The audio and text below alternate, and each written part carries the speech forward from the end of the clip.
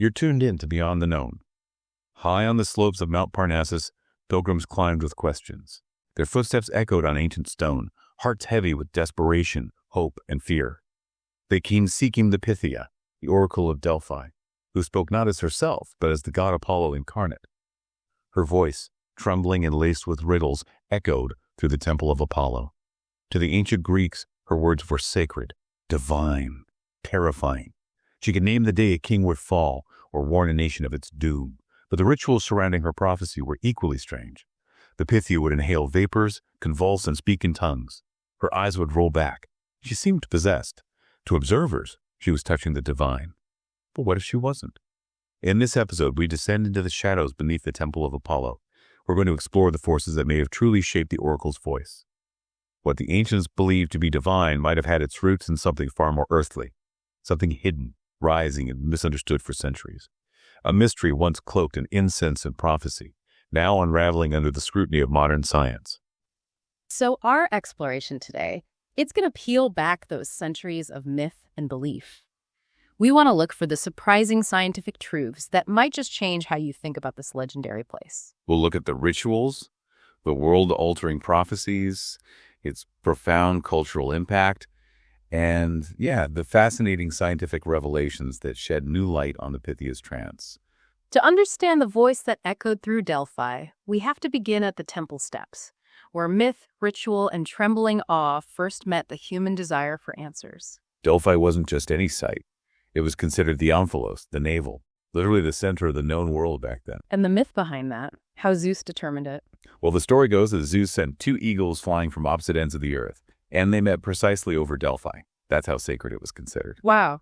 And archaeology seems to back up its ancient importance, too. Yes, research suggests a Mycenaean settlement there, maybe even an earlier sanctuary to Gaia, the earth goddess, or perhaps Athena, long before Apollo's arrival. So it hints at this deep, primal sanctity of the place itself. And the woman chosen to speak for Apollo, the Pythia, what do we know about her selection? She is typically an older woman, expected to be celibate, usually from the local Delphi population, often from humble origins, actually. So not necessarily nobility? No. It seems the belief was her life experience made her a more suitable vessel for divine communication. By the 7th century BC, she'd become the most prestigious, the most authoritative oracle, one of the most powerful women in the classical world, really. And her preparation for prophecy. It was quite involved, wasn't it? Oh, absolutely. A meticulous ritual. The Pythia would bathe naked in the sacred Castalian spring, then drink from the nearby Cassotis spring. There was fasting, too, I believe, and chewing laurel leaves. Yes, fasting and chewing laurel leaves, which were sacred to Apollo. These ceremonies usually happened on the 7th day of the month, a day specifically consecrated to the god. And it wasn't just her preparing. The people coming for answers, the consultants, they had rituals, too. Right. As they approached the temple of Apollo along the sacred way, pilgrims would offer laurel branches, money, and then sacrifice an animal, usually a young goat or maybe a black ram. So the whole process was designed to elevate the moment, prepare everyone for this divine encounter. Exactly. And the temple of Apollo itself, its location is key. It was built strategically, directly over specific geological fault lines, a detail that, as we'll see, becomes incredibly significant later on. Inside the temple was the Adyton, the inner sanctum. Yes, a sealed inner chamber where the Pythia performed her rituals. This space was fumigated, with barley meal and laurel leaves burned on a hestia, sacred hearth, purifying the space, preparing it. And then the climax of the ritual, what did that look like? The Pythia would sit on a covered tripod cauldron, positioned directly over a deep, well-like chasm within the Adyton. And she'd inhale vapors rising from this chasm. That's what the ancient descriptions tell us. And they paint this vivid, almost unsettling picture. She'd start trembling, muttering. Physically changing, even. Apparently so. Descriptions mention her figure seeming to enlarge, her hair standing on end, complexion changing, heart pounding, bosom swelling, and her voice becoming, seemingly more than human. Uttering prophecies in an ecstatic trance, often unintelligible. Often, yes, which has led some scholars to compare these practices to shamanistic traditions, given that profound ecstatic state she seemed to enter. The Pythia wasn't just a ceremonial figure. Her words shaped empires, steered kings toward war or ruin, and whispered fate in riddles. Absolutely. Probably the most famous example is King Croesus of Lydia, back in the 6th century BC. He wanted advice on whether to invade Persia. Yet the prophecy he received, it's legendary for its ambiguity. It is. If you attack, you will destroy a great kingdom. That was the message. So Croesus, being ambitious, He naturally interpreted it as his victory. He thought he'd destroy the Persian kingdom. He attacked, suffered total defeat, and it was his own kingdom, Lydia, that was destroyed and absorbed into the Persian Empire. ouch. And when he complained, he was misled. The oracle's response, or rather the priest relaying it, was sharp. He was to blame for his own misinterpretation. A tough lesson in listening carefully. Talk about a difficult lesson. And that ambiguity, that was really a hallmark of her responses, wasn't it? It seems so. Think about King Leonidas of Sparta. The prophecy he received concerned either his own death or the fall of Sparta itself. Two stark, terrible possibilities left open. And Themistocles, the Athenian statesman, the wooden wall. Right. A puzzling prophecy about a wooden wall. It took intense debate, clever interpretation, but eventually they decided it meant the Athenian fleet. Which ultimately saved Athens during the Persian Wars. Imagine staking your city's survival on interpreting a riddle like that. Exactly. And even Alexander the Great, at the height of his power, he sought the oracle. He received confirmation of his divine birthright. Which must have been a huge boost to his legitimacy, his army's morale. Undoubtedly. So the Pythia's answers, they were typically poetic, open to interpretations, sometimes maddeningly vague riddles, not direct statements. And ancient accounts often describe them as eloquent, even if ambiguous. Yes, and that ambiguity was, in a way, its strength. It allowed the priests to frame their responses so they could always be deemed correct after the fact, no matter the outcome. It was a pretty brilliant system for maintaining credibility over centuries. But what if we take them at their word? That a god truly spoke through her, not metaphorically, but physically, audibly, divinely. Well, that is the core of the ancient belief. It's the foundation of Delphi's sacredness. The myths tell us Apollo came to Delphi as an invader, essentially. Slaying the python. Exactly. He slew the great she-dragon Python to seize the pre-existing oracle site, which they believed was originally dedicated to Gaia, the Earth Mother.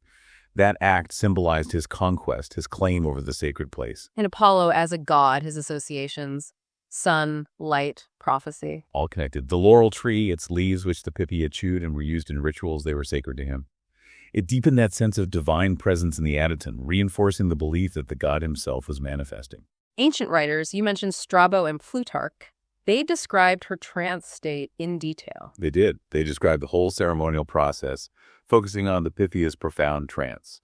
She was said to babble, convulse, speak in strange tongues. Under what they called enthusiasmos, divine possession. Yes, the belief was she was under direct divine possession by Apollo.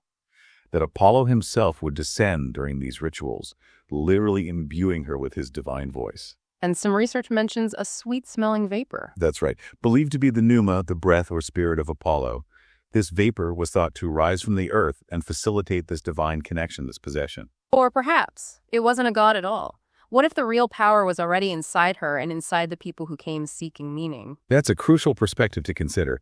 The state the Pythia entered has been connected to concepts like divine madness, or the panomania, a term Plato used. He suggested that the greatest blessings could actually come through such madness if it was gifted by the gods, so not necessarily a negative thing. Precisely. It wasn't seen as a defect, but as the sacred channel, a profound altered state of consciousness. And interestingly, the descriptions of the Pythia's trance, they share characteristics with certain neurological phenomena. Some researchers think so. Things like ecstatic seizures, which is a rare form of epilepsy known to cause intensely blissful, euphoric, even mystical experiences. Involving heightened awareness, maybe time dilation? Potentially, yes. Modern research links these kinds of experiences to specific brain areas, like the dorsal anterior insula.